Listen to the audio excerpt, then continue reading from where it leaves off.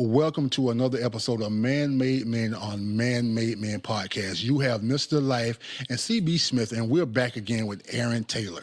He had a lot of things to say the last time, so we thought that we'd sit down and do a round table discussion on some of the things that happened here since we spoke the last time. So sit back, get ready for awesome 1 hour and great podcasting content. So let's get active. Mr. Aaron Taylor, sir. What's going on, everybody? Looking forward to a good podcast. Lots happened since the last time we spoke, so let's get into anything of the new current events or what's going on in the world that people seem to be up in arms about. So let's get started. We're gonna jump straight into it. Let's jump straight into it, baby. Donald Trump won. He is now will become our president again. Mm-hmm. What's your thoughts on Donald Trump winning the presidency? Well, I already told lots of people that he was going to win for a lot of different reasons. Trump reminds the country of somebody who's uncompromising, even though he can be untethered at times. There is I think, a thirst for somebody who can't be bullied, somebody who can't really be pulled by politics. And although he can be a little out there at times, we're less likely to go to war in some regards when you have a president like that, because he can be so untethered. International peace will be a little bit more attainable, because he's not somebody who's really going to be more of a bureaucrat. He's more of a businessman. He's not somebody who's going to hesitate to pull the trigger if he has to. And people know that, where Biden was more of a politician, career politician. In the business world, and quite frankly, I think this is something that people are kind of tired of. Politicians have gotten away for years of being able to just say whatever they want and do whatever they want behind the scenes. So it's like dating. People tell you what you want to hear up front, but then they do what they want afterwards. Once they get what they want from you, right? In business, you get paid or rewarded based on what you produce. In government, it's all bureaucracy. You get paid based on time. There's no accountability, really. There's no real price to pay if you don't perform. There's no price to pay if you don't do what you're really hired to do. It's kind of really hard to get fired. In the business world, you either perform or get cut out. And although I don't agree with a lot of things that Trump stands for, is doing, I think the American people are tired of not getting answers. They're tired of words without action. So he's surrounding himself by people that, despite what you think about their personalities, they tend to be people who have action. And I'm specifically speaking to like Elon Musk. Regardless how people think about him, look at what he's done with the money he has. How many people has been employed through his business ventures, like the person or not. There is an actual outcome tied to his actions. And I think that's something that people want to see again. Hope. Let's get down to brass tacks. Did you actually pull the trigger and vote for Trump? I didn't vote for Kamala. If you want to ask me who I voted for, this is probably going to make the internet go crazy. I actually voted for myself. I wrote my name at the bottom of the ballot. I've done that twice, probably three times. And here's the thing. So let me ask you this, because you just listed off a multitude of reasons why you should have pulled the trigger for him, but you chose not to. No. I pulled off a multitude of reasons of why I believe America leaned. Okay, that's fair enough. I'm in a situation where you're dealing with the lesser of two evils on both sides. Kamala is another careered politician who focuses on policy, having meetings and writing policies when she's too far removed to understand the long-reaching effects of what she's writing. They sound good on paper, but inadvertently, she would end up hurting many of the people that she claims to want to help. In a business perspective, the numbers are the numbers.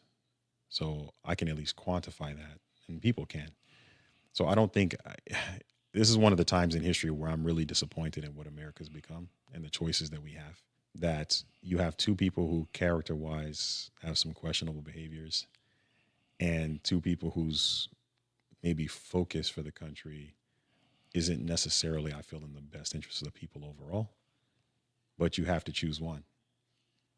One has to prevail. So I didn't think Kamala was the best choice. just because I didn't choose Trump doesn't mean that Kamala was the default. And there are some people that hate Trump so much they would have voted for anybody, which is more of an emotional reason. Yeah. I think we know somebody like that.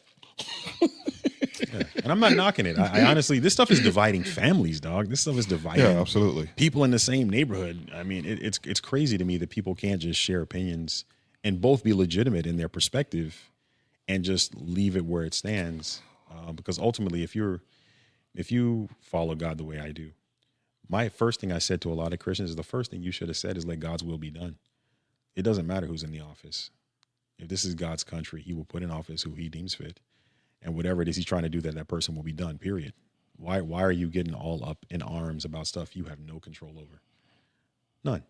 So let me ask you a question. When you're talking about dividing the family, there was a lot. There was not just a divide that was happening, inside of families. There was divide that was happening in every different area in life. Anywhere you go, the division was readily obvious. One of the places that I think that it became even more prevalent and more evident was in the church. So you talk specifically about following God, but the church apparently has two different gods because they were being pulled in two different directions. So how do you think that we reconcile these differences, considering we should all have the same constitution, the Bible? Well, I think people's response to any situation gives an indication of where they are in their faith. Okay. Give an example. We all can relate to this, right? If you grew up in black churches, right, you'd have half the congregation who wouldn't show up if the pastor didn't show up, right? You've experienced that before. Well, is your faith really in the pastor or is it in God? Because if it's God's house, regardless of whether the pastor's there or not, the word of God is going to be given. I would say the same thing when it comes to churches, and we're dealing with politics. The faith should be in what God is doing through people, not in the people themselves. We're all vessels. Nobody's perfect. The Bible's very clear on that. Whether you speak about King David, King Solomon, it doesn't take away their human fallibility did not take away from the things that they've accomplished. God was still able to use them anyway. So I slept well at night on election day. I didn't even look at it. I didn't. I went to sleep. I woke up. I didn't know that a Trump had gotten elected until 3:00 the next day when I was in a meeting and somebody brought it up. I didn't care. If this is God's country, my provision doesn't come from President Trump. It doesn't come from Kamala. It doesn't come from the Republican Party. It doesn't come from independents. It doesn't come from Democrats.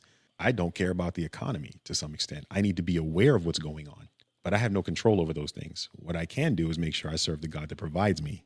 So if anybody's preaching in a pulpit or giving guidance in a pulpit, that should have been the focus, because if you're taking a specific side, is it God speaking through you or you're speaking for yourself and then using the pulpit as a platform to push your own political ideologies? And that's a dangerous place to be. So a lot of people took issue with the evangelical church and their assertions that in order to support Kamala is actually antithetical to the word of God. There wasn't a place to do. I'm not saying, here's the really gray area in that. And this is where discernment is really important, right? Not everybody who reads the Bible takes everything from it the way it should be taken. It takes a certain level of discernment. If you read the Bible 5 years ago, the same scripture that you read 5 years ago may read differently to you today as you grow in your spiritual walk, right? It's a fact. If we're supposed to follow Christ, I don't recall a single time that Christ took a political position in anything. So he did command us to be aware of our surroundings. He did command us to get wisdom and to learn from our enemies. But show me anywhere where it says you're supposed to follow this specific path. No, he told us to pray for our leaders. Why? Because no matter what the leader is, since they're not God and they're not Christ, who is infallible, everybody who's going to lead you is going to be fallible. The strongest weapon you have is prayer. I think sometimes the churches overstep their bounds, where you need to educate people on the issues. You need to educate people on the things that people may stand for or the things that you may be voting for that are contra to the Bible. But let's be frank on this. Tell me which candidate that we would have voted for back in just recently, November 15, 2024, that completely lines up with the word of God. Well, and that's why this is my big problem with the church and politics. I do understand the black church because culturally well, not culturally, but when you think about history, the only way they could actually talk about politics is where they had to actually go to church on Sundays. So that's why church and religion, especially inside black culture, that's a real thing, because that was the only place where they can congregate without the man coming after them. So if that's where you can go and have those conversations, that's where you got to go. So I think through history that just continued. But to back to what you say about it, my biggest problem, especially when you talk about the evangelical church, is that they was telling people that Trump was appointed by God. And I don't think that's the truth. I don't think God is in the industry of appointing presidents. That's just my personal belief. But I am also not a super Christian anymore. So I'm going to definitely put that out there. So I'm gonna just say that. Well, so I would say this then. I mean, if you're truly gonna be an adherent to the Word of God, and you're established that you're not super on that page right now. But to those who are, then whether it's Trump or whether it would have been Kamala, either way, if you truly are leaning into and believing the Word of God to be the standard, then He says in His Word that all authority is appointed by God. So whoever ends up in that seat would ultimately be the person that was God's choice for this season or for this moment. So you telling me that you telling me right now that God was lying to black people because predominantly throughout the black church, they was pulling in everybody to promote Kamala inside those evangelicals, inside that word church, they was telling everybody that that Trump was God chosen man. So if we use your premise, God was lying to black people all this time because Trump won. I don't follow you. All right. Yeah. So just let me say this. Well, when we look at the evangelical church, they was promoting Trump. 100%. And we had certain pastors come out there saying, well, great majority said that Trump was appointed by God to win and become president. Inside the black church, they was telling people God told them that Kamala should be president. So what I'm saying, if Kamala lost, God was lying to the black people because God. I think I know where you're at. You go first, and I'll clarify that. I follow you, and so these people were prophesying. Okay, they weren't prophesying; they were prophesying, right? Because if God be true, and He speaks through the prophet, then what He says would be established. So whoever said that, it was Kamala and it's not Kamala, well, obviously they weren't prophesying, they were prophesying. Okay. I'd like to step in on that. Please. So 2 things. God is not a God of confusion. There are a couple of things that cannot happen, whether you are back on that page or not. There's never a time in any history that anybody can ever point out where God's word came back void. So God cannot give 2 different people 2 different messages. And the Bible's very clear. It says, my sheep know my voice. So I'm not speaking to whether somebody legitimately heard from God that Trump was going to be president-elect. What I am speaking to is the fact that, and we just spoke about this, God forgive me, there's a difference between black people and niggas. And there is a difference between highly educated black people and sheep. The majority of people in the black church are sheep, and you got people who've been pimping in the pulpit forever that are using their position for their own political gain. It's no longer God's church. It became His church or her church or whoever's church.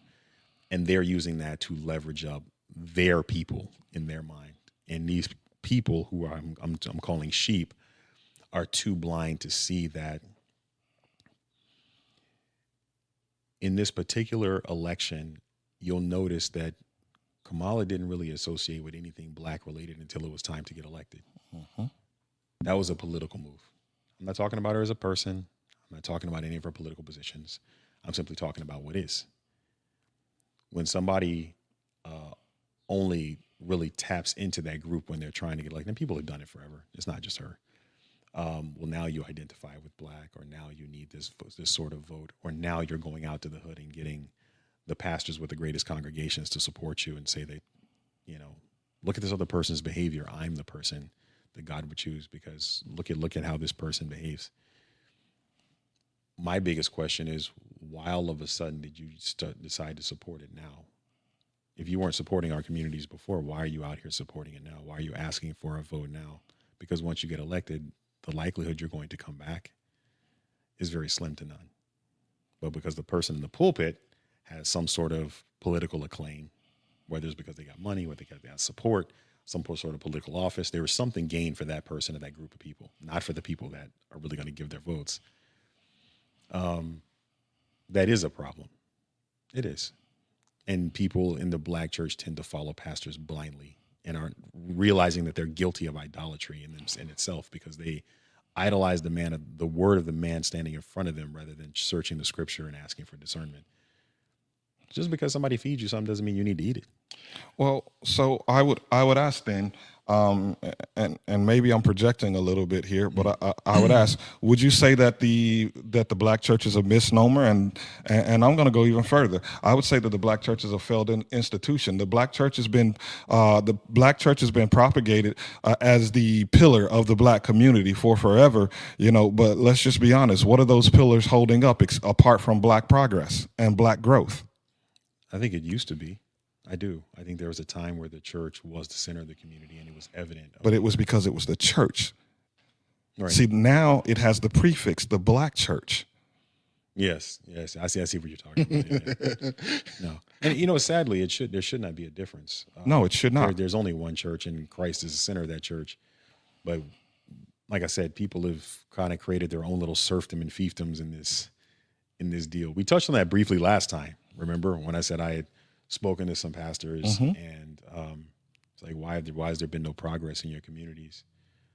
But then all of a sudden you can rally behind somebody who says, oh, look, you should vote for me because look at how irreprehensible this person is. Doesn't mean that you're lying about what you're saying, but really is, I have a different level of mistrust for people who only come to me when it benefits them.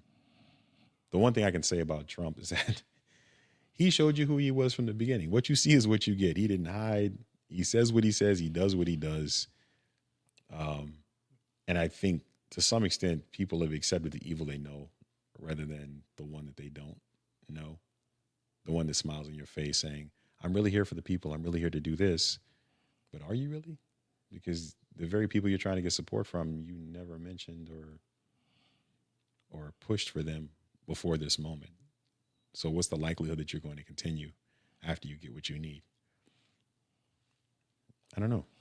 Man, I'm going to tell you the truth. I was very vocal about Trump, and I'm not going to say if I was pro or against Trump, but I definitely leaned on the side to where the things that he did didn't bother me. And I expressed this to my wife as well.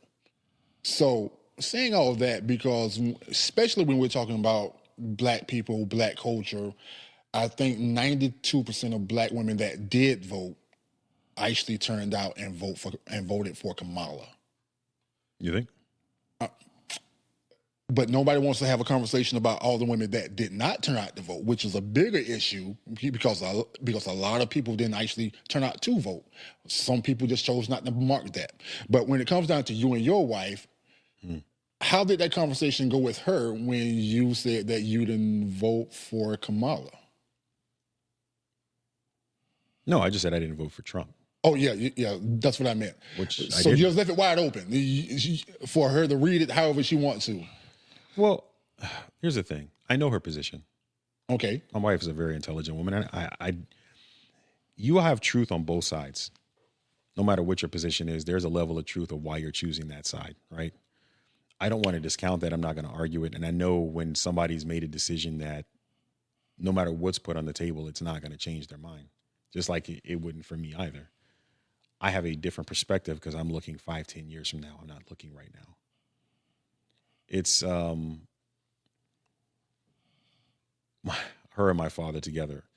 If you mention Trump's name, my dad will go off, like, oh, we got to do everything to get this guy out of office and this and this and this. And I sat there and I said, forget the emotion for a second. What's really best for the country? These are the only two options we got. I'm not happy with either of them, quite honestly. But let's just forget your emotions for a second and look at what the country's going to look like 4 years from now, a year from now. with one or the other.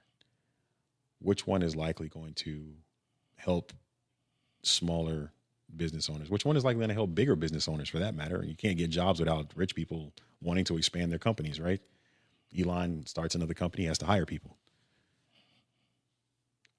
I think the world is just tired of having another bureaucrat write policies that don't end anywhere. I work in that world right now. I can tell you it takes longer to get anything done than it did pre-internet, because people are comfortable in the government knowing they can't get fired, knowing they can write policies and sit there, make six figures and tell you that you're not trying hard enough. If he does nothing else, right, from a business perspective, except to try to make the government more efficient, to actually get some things accomplished, we are getting our ASs handed to us by China and other countries that we should have been surpassed a long time ago. We had pride in this country where we prided ourselves on being the best at everything, talking 30s, 40s, and 50s. We were the first to do a lot of things, and all of a sudden that fell off because everybody's fat, dumb, and happy, and we've lost that sense of pride. And so I don't see that myself or a bunch of other people looked at Kamala and thought that she's the person who could spearhead the future. She's just the person who would have replaced everyone, the guy that no one wanted to be in the office, which was Trump. But is she the person that really has a long-term vision, or was she just the next shoe-in because nobody wanted Trump and she was behind Biden? That was a political move. I don't think that was the best move for the country. There was a lot of political moves being made, but I'm like a dog with a bone right now because No, tell me. because you phrased that you didn't and I don't want to put words inside your mouth again because you cut me off quick. So you told your wife what again? So I want to make sure that I have this right. She asked me if I voted for Kamala. I said I didn't vote for Trump. So you kind of left it wide open. Why wasn't you just straightforward with her? Because with me, I was straightforward with my wife, and I told her, and I told her to tell me the same thing because I want to know. Here's the thing: I wouldn't have cared who my wife voted for. Yeah, but you didn't. But you left it wide open for who you voted for. Oh yeah, because at the time, Why did you do that? Because I didn't feel like having an hour conversation about why one over the other, and because I do know that a lot of people will hear me say stuff like that, including my wife probably, and say, you know, you didn't vote for Kamala because she was a woman, or because, you know, look at all of these accolades. You have no reason not to have voted for her. And I was like, no, that's not the case. And no matter what I would have said in that moment, I don't think it would have made her agree with me. It's a conversation I just didn't feel like having at the moment. Politically, there are some things I feel should come into the House, whether it's my wife or anybody else. Once I know that somebody's absolute on their stance and I'm absolute on mine, why go down the rabbit hole in a conversation is not going to yield to fruit? What I can control is making sure that with the time and God has given me and with the opportunities, no matter who's in the office, I'm going to work as hard as I can to make sure my family's life and standard of living is high. Short of that, that's all the conversation we need to have in this house. So tell me this. I say something on my other show a lot. Men go along just to get some. Nah. Hold on a second. And to me, that's exactly what you did. You placated her just to get some peace. Because you could have just said that I voted for myself, because that's what you said. And I don't think that would have been a problem, but that's not my wife. I told my wife who I voted for, and she told me, and we had a conversation, we moved on. But to me, it seems like you just went along just to get some peace. I do that on more than one occasion. It's not with my wife. And this isn't a woman and man thing, and it's not to try to get anything. You know where some people are. Here's the one thing I'll tell you. The one resource you can't get back is what? Time. I am not going to spend my time having conversations that don't move us forward or move me forward. But so whether that's my wife, though. no, hold on. Whether that's my wife, because I said my father's on the same thing. He asked me. I didn't tell him either. I gave the exact same answer, and I'm not trying to get any from my dad.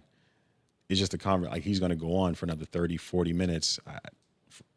That isn't helping my money. It's not helping my pocket. It's not helping my life. Here's what I'll tell you. The more I spend my time on things that matter, and I'm around people who are really making big moves, they don't spend their time on things that don't move them forward. I'm not having idle. My wife's family's Jamaican. If anybody's from the islands out there, you guys know talking politics is a big thing, right? And everybody who's talking politics, how many people are really using that time to push themselves forward? You can talk all the crap you want. Either you're doing something about it or you're subject to it. I don't have time for idle conversations on things that don't matter to me. When I told you in the beginning, I said I didn't care who won, Kamala or Trump. That is legit. It didn't matter to me who was going to be in office because it doesn't affect me to the point where I'm worried about the future of my family based on who's in office. My provision is from above. And every time I engage with people on conversations where they think that the person who sits in that office has a direct impact on their life more than God does, it's not a conversation I'm willing to entertain. You can tell me you believe your provision comes from above, but if that's the case, why are you so up in arms on who's in office? So I get what you're saying. A lot of guys do that. If my wife was here today, matter of fact, as soon as you get this done, I'm going to send it to her and have her put a comment in for you and ask her if I've ever done that. I'm not that guy. I'm not. Because there are a couple of things that are not up to compromise with me. My integrity, who I am as a man, my kingship, my balls and my spine are not up to compromise for anybody. I don't care who it is. But any conversation, I go anywhere right now. My wife will tell you the story when, because there were some people got into fights. Some of the Trumpers were like going to blows at some of the libraries. I don't know if you heard about that. Yeah, that was crazy. Yeah. Crazy, right? Yeah, that's crazy. So I drove out of the library after I voted, and there was a bunch of people saying, "Oh my God, they're picketing with signs like Trump, Trump, Trump," and I was like, "Yeah, man, Trump all the way." Gave my thumbs up. And my wife says, "You said that to them?" I was like, "Hell yeah, I got home safely." You want to be that person when you see a riot coming to hold up your sign for Kamala just to prove your point, and you're getting stomped on the way home. Like, I was like, you need to have wisdom. Does it matter to me what those people think? Absolutely not. But it does matter what your wife thinks. To an extent. To an extent. Can you expand on that? Yeah. My wife voted for Kamala, and I respect her for that opinion. I actually can disagree with some of her choices and why she chose to lean that way. But it's not my choice. And I think this is a problem with men get into, where they feel like just because your wife leaned one way, you have to lean too. No, I respect your opinion. No, that's not most men. That's black men. Yeah, I respect your opinion, but I don't need to agree with you. We're looking from two different perspectives. I'm a guy who you've known me for how long, Charles? 12 years. 12 years. It was like just before my first son was born. Mm-hmm. I am a guy who always looks 3 to 5 years ahead. I don't make decisions emotionally. That last car I bought from you, I didn't even test drive it before I bought it, and I paid cash for it. I didn't care about what was like the frills of the car. I didn't care about the package in the car. Did it make financial sense? Did my accountant come back with the right answer? And was I going to be able to write it off? I spent too many years of my life dealing with people who are toiling about stuff they can't control. I respect my wife. I am the head of this house, and my wife is a very bright woman. She can see things that I can't see sometimes. But unless what she's bringing to me is going to affect the future of where we're going, then I will give it ear. I will listen to her. I respect her opinion, but I don't need to engage in back and forth, knowing that I'm not going to change her opinion, and she definitely ain't going to change mine. Like, what's the point in that? Like, I don't get what's achieved by having the conversation when you know it's not going to go anywhere, whether it's her or my dad or somebody else out in public. So you have clearly established that in your household, you're the final authority, and you look to God for authority. But within that, then you give your wife a certain level of autonomy, and so she goes and she makes her own choice, and she casts her ballot accordingly. Inside of some family dynamics, though, these things are discussed more openly. And oftentimes what happens is whatever the husband's political leanings are, the wife tends to fall in line with that. But in this last election cycle, one of the things that really left me bothered was that Michelle stood flat-footed and told women that they should defy their husband if he didn't vote the way that she thought that they should vote. I saw a commercial about that. Yeah. And so she literally told them, when you get inside that ballot, irrespective of what conversations you and your husbands have had, you guys do what's right by the Democratic Party. Deceptive. Yes. Deceptive. Yes. How do you feel about that? I'll give you two answers, because since he's not really more on the spiritual side of this now, I'll say spiritually first, to me, that's an attack of the enemy wrapped in itself in independence, feminism, and women's liberation, where the man should be the head. I don't think that a man should ever have his thumb over his woman, though. But they could have approached that differently without usurping the authority of the man in the house. And that's the problem. God is a God of order.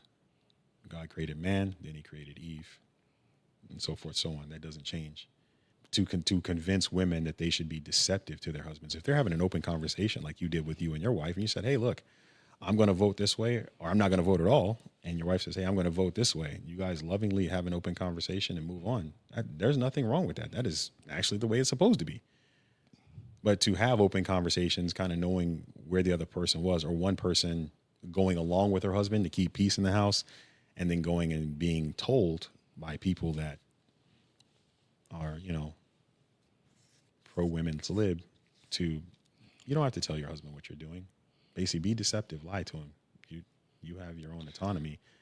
I think that's the part that's wrong. You can have autonomy without being deceptive. And if you're deceiving the person you're supposed to be one with, that's another level of infidelity. You're doing something is going to cause a problem, and you're looking them in the eye, coming in the house like everything is okay. Yeah, that's a problem. Let me drill down and be a little bit more specific.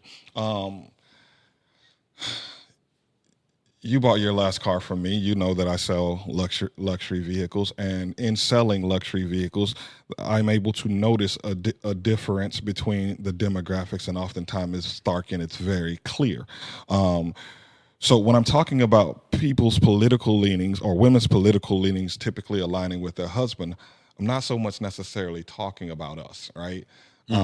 Why do you think there is that clear separation, whereas the women of a lighter persuasion tend to be more in line with their husband and his vision and his leadership and whatever direction he'll take politically, whereas a black woman she still needs that independent, spirited, autonomous freedom to go in whatever direction, irrespective of whether or not it may potentially be a vote against their own best interest?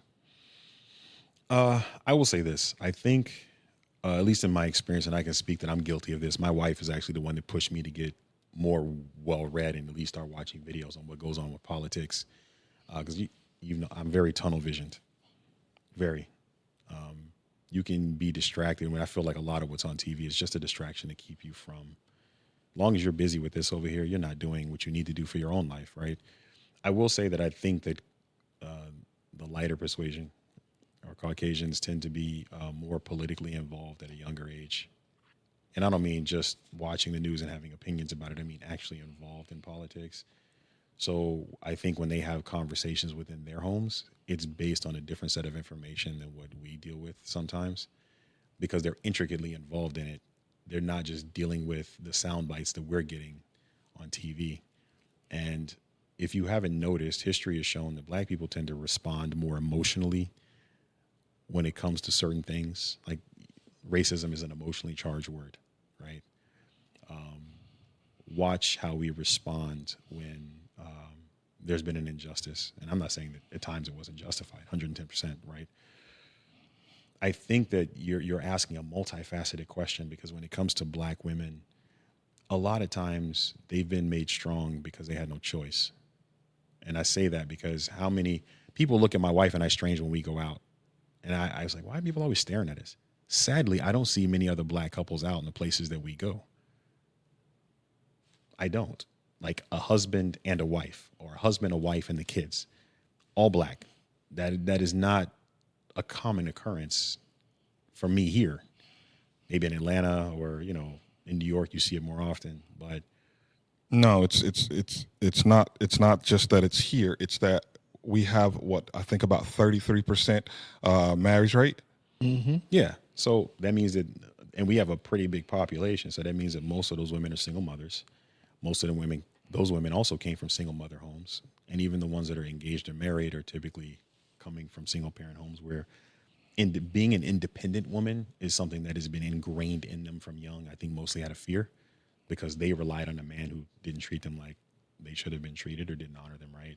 And so maybe they got left. It's like, well, baby, do whatever you got to do, but make sure you can take care of yourself, right?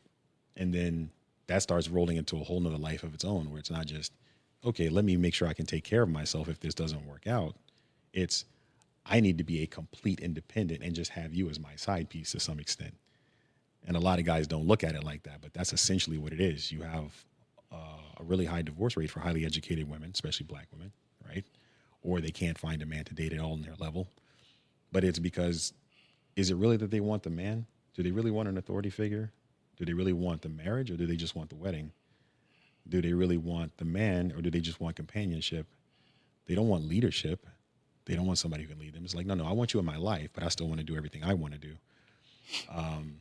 And the way that I've always been doing it, right? There's no sense of control. And I'm not talking about controller as a person, but some women dress a little provocative, right? And say, hey, honey, I love you. You're with me now.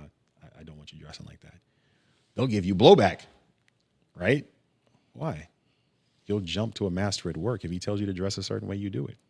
If he tells you you can't wear a skirt a certain size, you don't do it. If he tells you to show up, you do it. If he tells you to work extra, you do it. But then when you come into the house that we've built together, all of a sudden now you question everything that I tell you.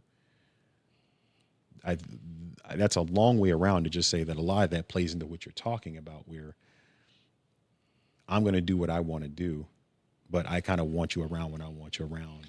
And that's not the way the dynamic was supposed to work. There was this young lady that I dated. We are no longer because I'm married. But I told her something, and it came to me probably like in 2005. And I told her, you treat this relationship like your job, and your job like the relationship. And it pretty much just saying to her is that you look at your job as the source and end, the be all, but yet you tell me that you want to be with me for a lifetime, but you treat me like a job. You treat me like a 9 to 5. Like I'm something that you can clock in and clock out on. I'm the option. Yeah, I'm the option, right? So since I'm an option my way out of this. So, and that's what I did. But definitely when we're talking about the black community, CB Smith said something. He keeps bringing it up. It's like, why do they do that? Why do they do that? I'm going to tell you, once you give a person power, they aren't going to just willingly give it back. And the United States government has given them the power and the authority over relationships, over children, over all domain, and something that we never did have, so we couldn't actually give them anything. And to what you just said, that we wasn't in the position or the authority to do anything about it for a very long time. I think now we are coming into this so to where we can actually see what we need to do as men. But what men, especially what black men are seeing right now, they say, why go fight this fight with black women when we can either get passports or just date outside of our race? So saying that, what do you think black men should be doing now, since they quote unquote leveling themselves up? Should they go fight the fight? Should they fight the good fight and try to save this whole black community? Or should you just fight the good fight for yourself? You know what? Here's what I say. I won't put it all on women, because I will say that black men failed as well. Yeah, I think I said that. Like, we didn't have the position or the authority. No, because that's almost saying we didn't have the ability. I think we did, because there was a standard, when slaves were set free, the ones that made it to places where they could read, they could learn, they could start businesses. A lot of them either continued to be farm hands, or they did carpentry or whatever it is they did to start their little businesses, right? The family unit was strong because they had to rely on each other. The husband and wife dynamic was strong because they worked together and built together. She respected him as a man. He respected her as a woman and what she brought to the table.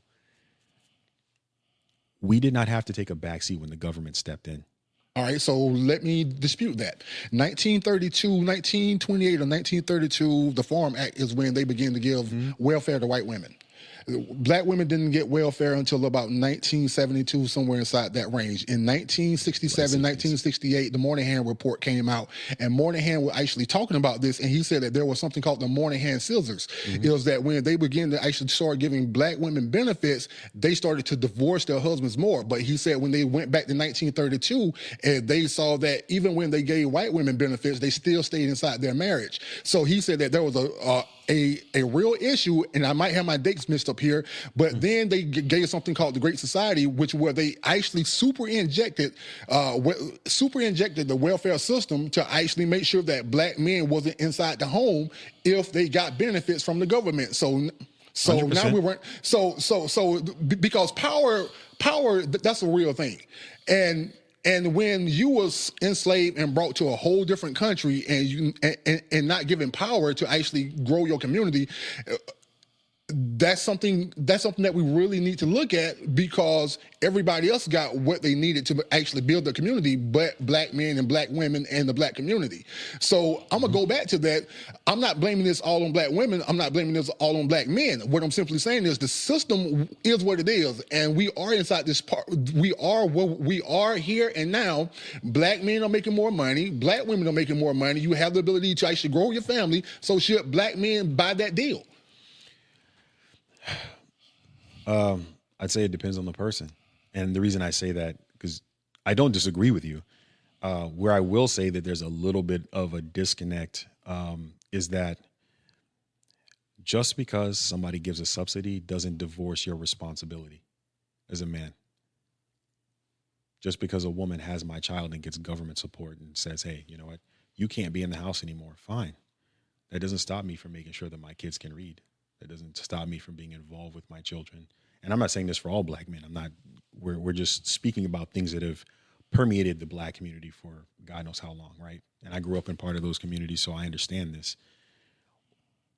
There is progress financially, but mentally everyone is still slaves. Look, we talked about the Housewives of Atlanta last time, right? Or you drive through certain neighborhoods. People are quite okay making money because money is the focus, not the wisdom, not the character it takes to maintain wealth. Wealth has nothing to do with money. It has to do with thinking long-term and getting yourself the knowledge and skill set to build something that can start to generate cash for itself. So the fact that I might have had 2 kids with a woman and she decides to leave me because she's getting government assistance and the government doesn't allow us to live together, how does that stop me from being involved with my children? How does that stop me from teaching my son how to be responsible? How does that stop me from teaching my son to not look at women as simply an enjoyment tool, right? Let's look at this seriously. How many people, we're always in the news about this garbage on whether it's football players, basketball, and I know a lot, 5, 6 kids deep, millions in contracts, and they have nothing today. A good portion of that is what? Their inability to control their Johnson, having too many kids because they're slave mentality. What can I enjoy right now? There's very little thinking about the next generation. And I'm not talking about just leaving cash. I'm talking about really setting them up to say, look, son, you need to be careful where you bury your Johnson. Just because she has a nice body and a cute face doesn't mean that she's somebody you should even give your time to. Your seed is your lifeblood. Your legacy is more important than anything. You don't just give that to anybody, and teaching young black women the same thing. Why is it you're okay laying down with a guy, giving yourself to him raw, having multiple kids with him? And I feel bad for some of them because they actually are wife material, but they're giving it to the wrong guy. Then he leaves. You're stuck with 2 or 3 kids, and you're a part of the system now. And your viability is done. You have no time to really develop yourself unless you have a good support group. Nobody's talking about the simple issue of the fact that we don't really teach as a community restraint. And this goes back to the black church. How many times have you seen people called out for sexual immorality in the black church? Yet a lot of them are single mothers in the church. I'm not saying you have to shame them. Show them love, give them support. But you got deacons in the church, you got 3, 4 kids by 2 or 3 different women, sometimes in the same congregation. All I'm saying is that if we're the head, we're the leader, regardless of what the government come to do. Did it impact us? Yes. But we were empowered to do some things, and that was to make a decision that my son is never going to grow up not knowing how to read. I'm not going to put my son's education and his future in the hands of a public school that's underfunded. I'm not going to give him Jordans on his feet or a cell phone and he doesn't have books and supplies for school. We have some autonomy. That's all I'm saying, bro. CB Smith, what do you think black men should do? Should they buy the deal, try to save our community, or should they look at all their options? Look at every single option. To hell with them. To hell with them. If they're unwilling to get in line, if they're unwilling to have a buy into your program, so the thing about it is it's been well established, right? Men have to work to build their value. I said this to you the other day. Yeah, facts. I said that I think that the most selfish thing in the world is a man who hasn't taken the time out to develop himself. Mm-hmm. Why? Because men build the world, right? But if a man hasn't taken the time out to build himself, how is he going to build anything else? Mm-hmm. So a man that is not useful is useless. As a man, we have to find a way to make ourselves out to be a utility. So if we've put all of this time, energy, and effort into developing ourselves so that we can present ourselves as an asset to you, to the world, and to everyone, so that everything's a little bit better because we came through here. The least that we can expect from our woman is that she gets on board and actually tries to help us build this vision. Because looking at it from a biblical perspective, the woman was created from the man, not the other way around. 100%. Also, the woman was created for the man, not the other way around. Nice. So it is her job to try to help me build this vision and become established into whatever the best and highest potential version of myself could possibly be. It's my job to stay submitted and surrendered to God so that I make sure that I do not abuse the woman that God sent me to help manifest my best and highest self. So if I have a woman who will not sign on and will not get on board, that woman can no longer be an option. I've made that mistake once. It won't happen again. Oh, I 100% agree. And I just want to add to you, in all that I said, that was the short answer. No, all options, because it really depends. There are, I think, really good black women who get overlooked because the sea of so many that are not worth pursuing and not worth holding on to, not worth making a wife, they're just thrown into that sea of all the rest of them. And so many black guys are just like, I disagree. Oh, it goes back to our conversation that we were having before the camera even came on, where we were talking about exceptionalism. Exceptionalism stands out. You can't miss it. It's set apart. So when you see a woman and she shows up in her exceptionalism, it's inevitable that the guy that's qualified to be in her space will find his way into her space. And the woman that's qualified for that caliber of a man, if he's operating in his integrity, she's going to find her way into his space. The problem is you have unqualified women that want well-qualified men, and vice versa, in my estimation. With that. The reason I brought that up so we're talking about population, right?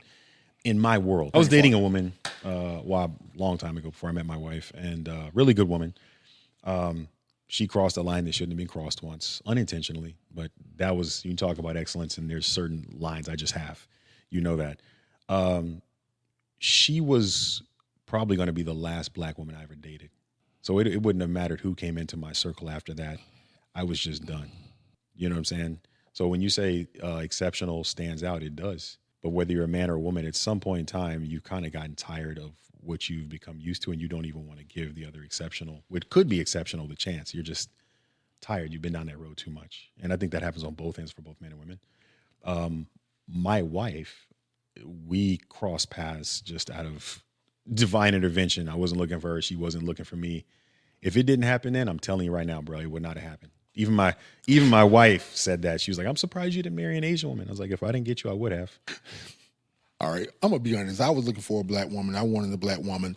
I am, out of all the things that I say, I am pro black men giving black women the first rights of decision to come in and be whatever the words that you all want to use, submissive or be a good, whatever you want to use. I'm pro that.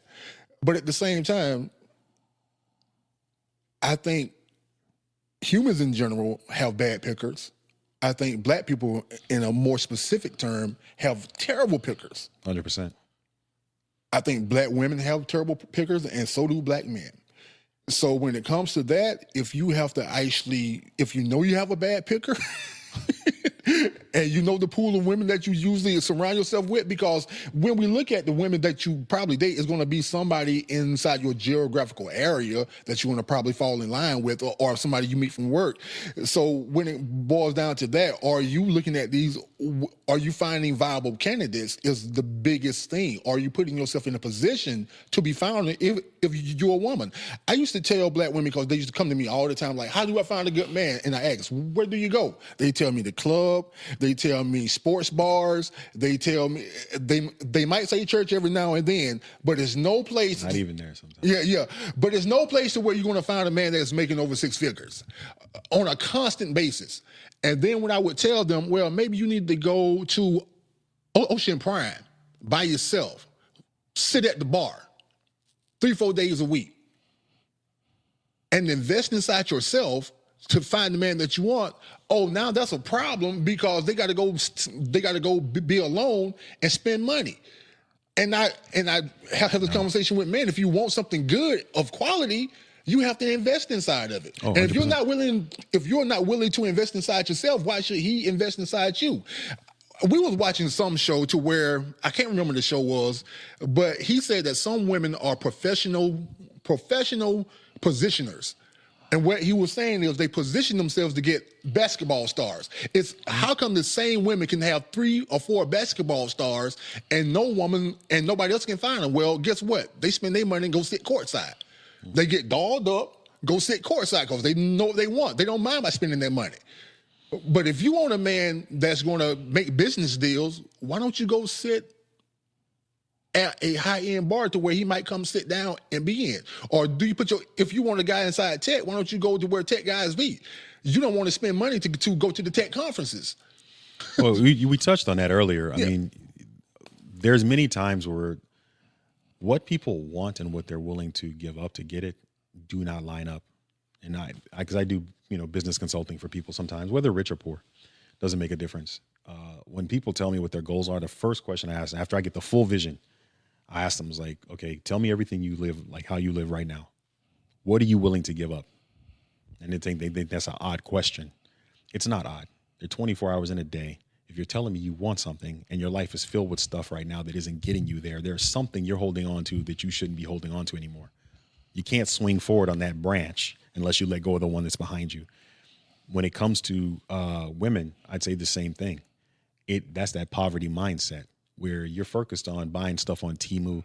You see that stupid commercial? They got this lady who's like 600 pounds talking about shop like a billionaire. It's on YouTube or something. It's a Temu commercial. You lost me at 600 pounds. I mean, she's like 450, but Yana, and she's way too big. Much. And she's got like all these bags, and she's like, shop like a billionaire. It's like, first of all, billionaires don't buy cheap shit. Okay? They don't. And they don't shop like that. If they do, they buy things of value. Anybody who's self-made that got themselves there are people of value. They value their time. They value what they spend their money on and who they spend it with. If you're a woman looking to have a high value man, that's not a man with a high net worth, because there are plenty of guys who aren't worth, you know what, that make 6 figures a year. In our community too, that is a problem. They only associate value with money. We know plenty of people that have loads of money and they're spiritually, mentally, emotionally devoid. They have no character. They have no principles. And that's not the guy you want to be tied to anyway. He could be an abuser, right? How do you teach people what value is, both in themselves and into the people they expect to be around? You're spending the money on Amazon anyway, making Jeff Bezos another $100 million on stuff you don't need throughout the year, a couple grand. Why can't you spend a couple $1,000s on getting mental help? Why can't you spend time working through that trauma? The reality of it is that they don't want to. You shouldn't be doing it for a man. You should be doing it for yourself. And that exceptional stuff you talk about is that when the opportunity comes, success is when what? Preparedness meets opportunity. Mm-hmm. You're not doing it for the man. And I used to tell women this all the time. Do it for yourself. A woman who's losing weight for a wedding will always gain it back.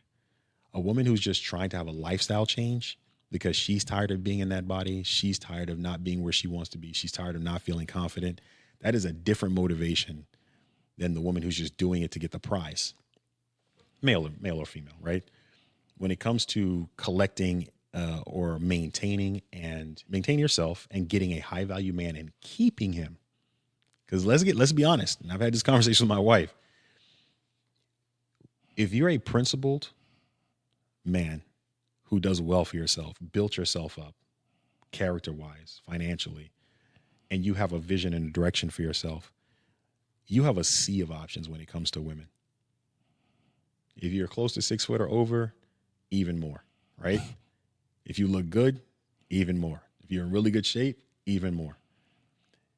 You can have all that as a woman. If you're in your 30s and 40s, for the kind of guy you're looking for a guy that's in less than 1% of pull for you. We have 99% pull for us in that same. So when I tell women is just because you have all that stuff doesn't mean you're automatically going to get that guy. Because to be honest, at my age now, even if I wasn't married, I don't have the patience or time to deal with anybody's emotional disposition that's going to dissuade me from my purpose. I don't care how many exceptional qualities you got. I am so tunnel vision on what it is I'm after, unless being with you is going to bring a higher level of peace and clarity to my life that I cannot get without you being there. I'm actually good by myself. You can go ahead. So everything that I heard you say just basically takes me back to a conversation you and I had prior. And what I just heard you articulate so cogently is that the truth of the matter is once a man has positioned himself, then everything from that point becomes a value proposition. And so it's really important that as a woman, you understand that you need to be one that actually brings value into his life, because he looks at everything in through that type of lens. You know, like he's not just going to be wasteful with his time. He's not even going to be wasteful with his words, because he understands the value that he brings. And so he doesn't want someone who's going to take away from that value. Only someone that helps to add that value or add to his value or help bring some added degree of ease or structure or peace. But in some way, she has to be a value proposition to him back in turn. Yeah. And that's not when people hear that, like, what do you bring to the table? A lot of times they're thinking money. I can tell you, if you're a guy worth $5 million right now, and the woman that you is looking to date you or whatever is worth $2 million, does her money mean anything to you? Does it add anything to your life? You asking me or him? Because you're gonna get two very different answers. Two totally different answers. No, okay. Two totally different answers. Okay, so no. If you live, let's say you're 5 million liquid and your business is booming, blowing up. What is her money going to add to your life that you can't do for yourself? My point is that you have people who will say, "Oh, she's got 3 houses, she has her own businesses, that doesn't necessarily move you up the dating scale for somebody in your peer group, because he doesn't care. Are you a good person? How is your attitude? Do you bring peace to the house? Can you be submissive? Hey, I'll be your biggest cheerleader. Keep going. Blow up." But it's very difficult for somebody who've taken on the personality traits to get to that level to also come home, take those hats off, and be able to just be your wife, or to just be able to just be your woman. My wife, we had that conversation, and we had to have a real frank conversation about that. And to the point to where she had to understand that she had to turn that off as soon as she walked inside that door. It doesn't matter how much money you make. Let me not say money, your position, because at that point in time, she was a very high level person inside her job, and she had plenty of people that worked for her. So, but when she stepped through the door, all that had to be rearranged if we wanted to actually continue to move forward. And it took some time, about a year or two, but we finally got to the point to where we both understood of how our relationship should work and what the roles are. And one of the things that me and him get into about was the word partnership and husband and wife, because that's when I began to actually do that. And she used to refer to herself as a partner. I'm like, nah, you ain't my partner, you my wife. That has a defined term to it. That's a role. That's a job title. Your partner ain't no job title to me. A husband is a job title.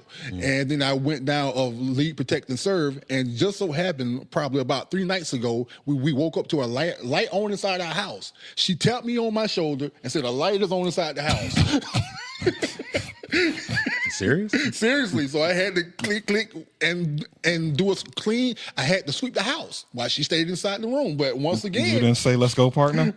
You know, I told her to get her gun. You know me. Hey, I said, get you your got some. gun. You got some ride or die women who are like that. Yeah. She's tapping you on the shoulder. She's already locked and loaded, man. You got some. I told her to get her gun so that we can do the same.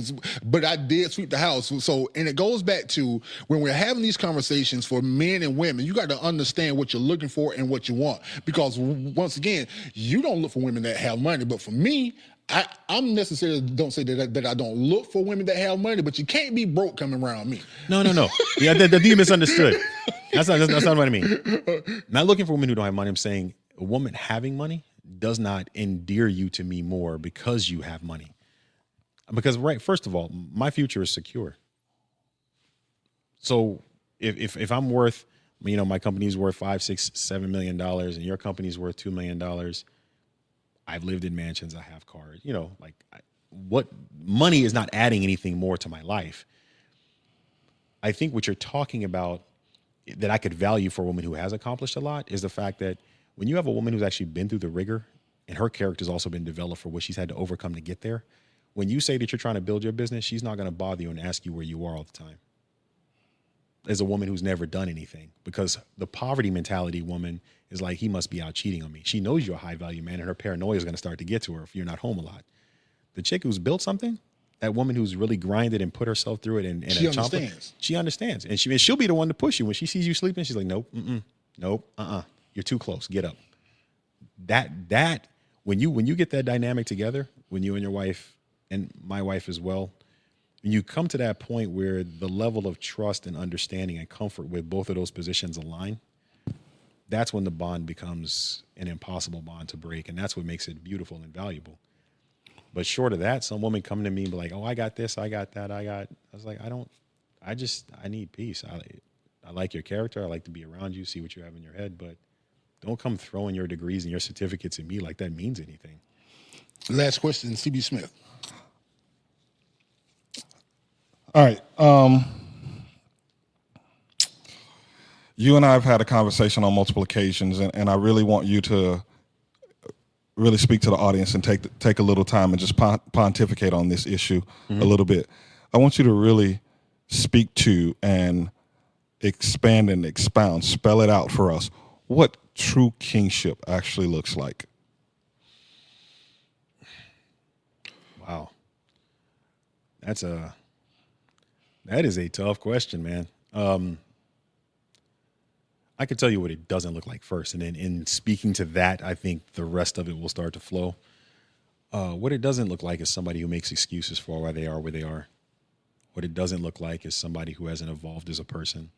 What it doesn't look like is someone who continues to hold on to people who suck for them, that don't put anything inside of them.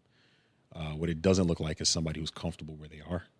What it doesn't look like is somebody who doesn't pursue spiritual, mental, and physical enlightenment. What it doesn't look like is somebody who's ran by their woman. What it doesn't look like is somebody who's afraid to speak up, to hold on to somebody. And there's a difference. There's a difference in choosing not to speak because, the conversation might not lead anywhere, and the difference in choosing not to speak because you're afraid. Oh my gosh, she's going to leave me. Oh my gosh, she's going to take the kids. Oh my gosh, she's going to take half. If you built it, you can build it back, but you can't be afraid in your own house. If you can't be a king in your own house, where can you be a king? A king is somebody who builds the people around them to also recognize the greatness inside of them. Somebody that will speak up even when people don't want to hear it, that will not condemn them but convict them to change, to rise up above themselves and their current circumstances when there's no hope, to find hope. A king is somebody whose presence, when that person walks inside the room, everybody recognizes that there's something about them that's different. A king is able to get a woman to yield to him even if she doesn't understand why. She might not be able to put her finger on it, but there's something about him that makes her want to follow him. It's something about him that makes her feel honored to want to have his child and to give him a legacy. There's something in her that honors her to want to build up a home for him and to be okay with that. Because her greatness is also tied to that. That's not a weakness to her. That actually adds to her. Just like a king and a general. So, and a king is also somebody who thinks about other people before himself. Doesn't mean he always gives of himself before he gives to everyone else, but he considers that the decisions he makes has long-reaching effects. So before he makes that decision, he considers those factors. And he's also a person who's willing to make hard decisions no matter how unpopular. Man, I feel like a king. I can fit at least 2 of those. Just joking, just joking. I got one last add-on question. At what point is it acceptable for a man to lay down his crown and not stand in his kingship? Never. That's it. Never.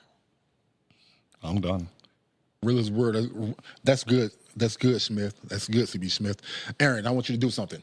I want you to look under your chair there. We have a gift for you, sir.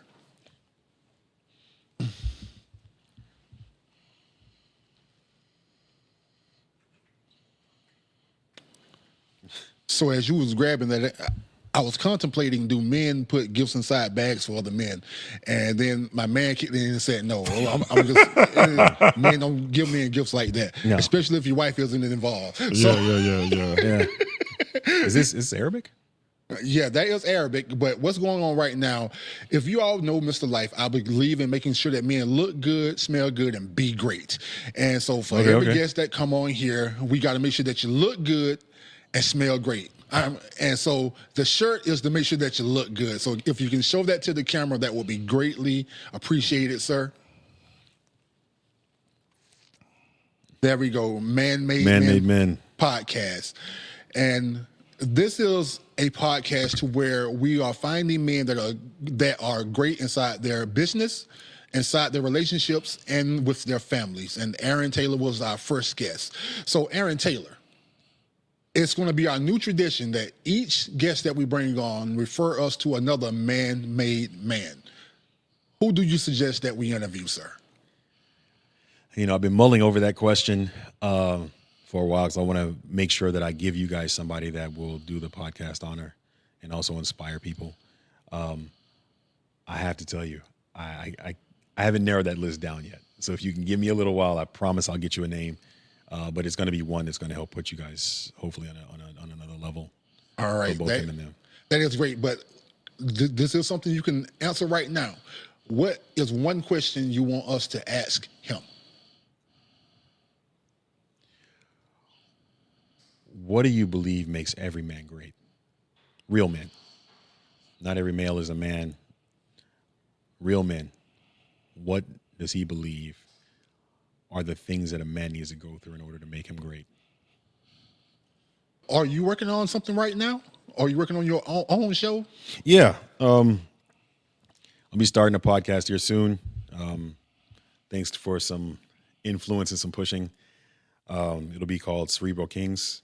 And this is just for people, men specifically. I'll touch on women too, but especially about men. I have it in my heart to help young men and men who feel like they've lost their way find their kingship again.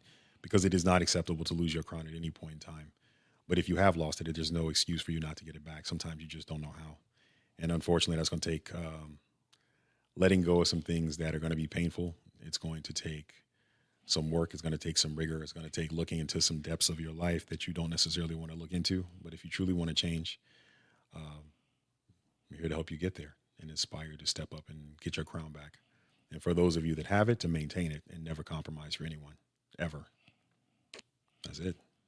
Everyone, this is Aaron Taylor for This is Mr. Life and CB Smith. And our next guest would be Ricky Johnson. Look forward to seeing you all again. We are out. Peace out.